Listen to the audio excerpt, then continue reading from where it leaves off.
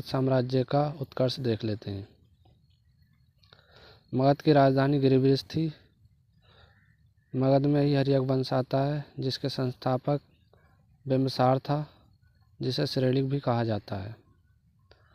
इसने साम्राज्य का विस्तार विवाह करके किया था, इसलिए इसे श्रेलिक कहा जाता है।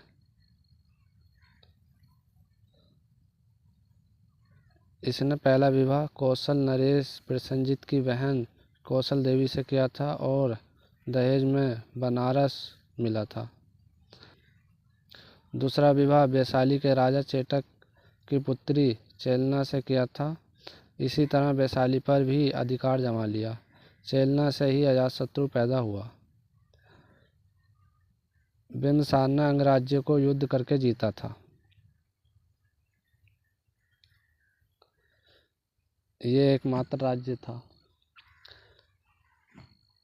इसने अपनी राजधानी गिरिब्रिज से राजगृह को बनाया। इसका दरबारी राजवेद जीवक था, जिसको अवंती के राजा पुरगोत के उपचार के लिए भेजा गया था। बिंबिसार के बाद आता है उसका पुत्र अजातशत्रु, जिसे पितृहंता या कुड़िक भी कहा जाता है। अजातशत्रु ने बुद्ध के चचेरे भाई देवदत्त के कहने पर अपने पिता बिंबिसार की हत्या कर दी थी, इसलिए इसे पितृहंता कहा जाता है। इसने राजगृह की सतपर्णी गुफा में प्रथम बौद्ध संगीति कराई। काशी पर पूरी तरह से कब्जा कर लिया। बज्जी राज्य में अपने मंत्री बस्कर के द्वारा फूट पड़वाकर उस पर भी कब्जा कर लिया। ये युद्ध में 2 तरह के हथियार यूज करता था। नंबर 1 रथमूसल, जो गदा वाली गाड़ी होती थी। नंबर 2 महाशिलाकंटक, ये पत्थर फेंकने वाली मशीन होती थी। अजातशत्रु ने लिच्छवी गणराज्य को मगध में मिलाया था। यह जैन धर्म को मानता था। अजातशत्रु के बाद आता उज्जैन। इसने पाटलिपुत्र नगर बसाया, जिसे कुसुमपुर, पालीब्रोथा और पटना भी कहा जाता है। इसने राजधानी राजगृह से पाटलिपुत्र बनाई। पाटलिपुत्र गंगा और सोन नदी पर स्थित है।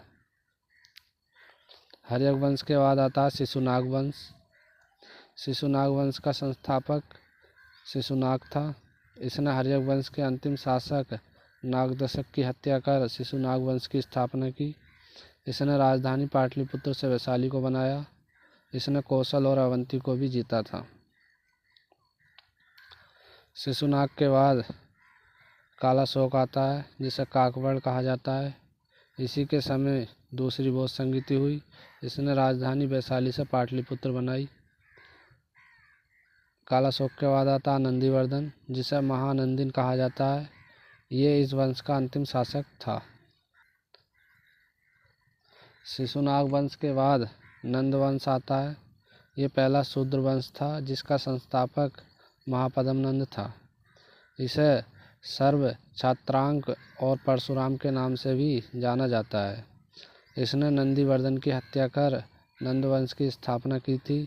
कलिंग राजा खारवेल के हाथी गुफा अभिलेख से महापद्मनंद द्वारा कलिंग विजय के बारे में जानकारी मिलती है।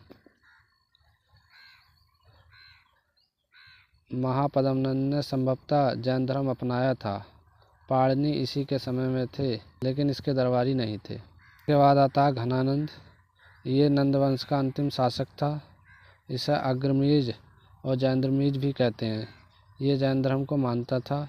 इसी के द्वारा चाणक्य का अपमान किया गया था। इसी के समय में सिकंदर ने भारत पर हमला किया था। तो ये था मगध साम्राज्य। Thank you.